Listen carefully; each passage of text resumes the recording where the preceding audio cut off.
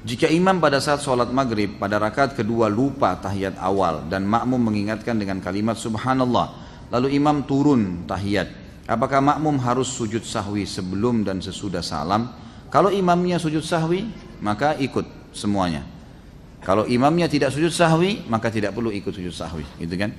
Dan sujud sahwi ini teman-teman sekalian dilakukan kalau seseorang lagi sholat, kan sahwi itu artinya lalai ya, kelalaian. Itu kalau antum sudah pindah ke gerakan yang setelahnya. Misal, kita pas sujud, ternyata satu kali aja sujud gitu kan.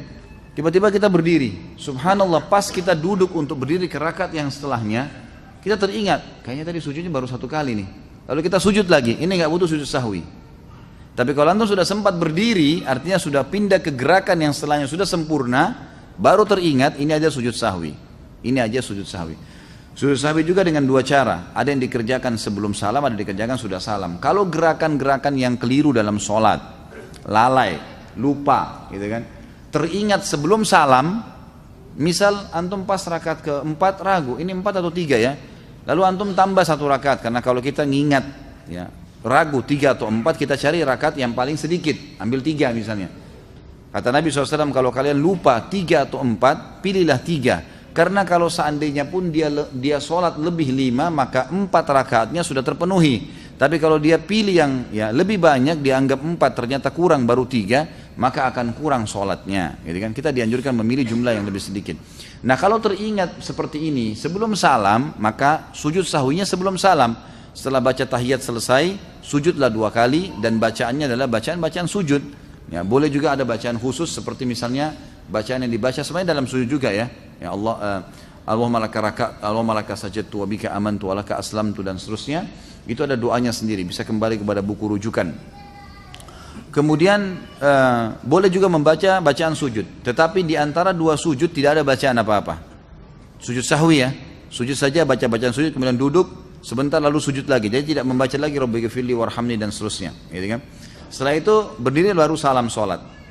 Imam lakukan ini, Anda juga harus lakukan walaupun imamnya yang lupa tadi, gitu kan? Karena kita kalau sholat berjamaah berbeda. Innama ju'ilal imam liyutamma bihis sholah, kata Nabi SAW. Imam dijadikan untuk menyempurnakan sholat seseorang atau pengikutnya. Kalau seandainya antum sudah bubar sholat, ini sudah selesai sholat, salam, begitu kita lagi zikir ada di belakang kita tepuk. Akhi, ukhti, kayaknya tadi rakaat Anda ini kurang 1. Tadi kayaknya ikut sama saya ini sama-sama. Saya masbuk 2 rakaat, Anda juga tadi 2 rakaat, tapi kenapa Anda cuma tambah 1 rakaat? Kita diingatkan. Lalu kita ingat, oh begitu ya, baik. Langsung berdiri pada saat itu. Berdiri tambah 1 rakaat. Lalu sampai salam, selesai salam baru sujud sahwi. Sujud sahwinya setelah salam, karena ingatnya juga setelah salam. Dan ini beranjak daripada hadis Bukhari.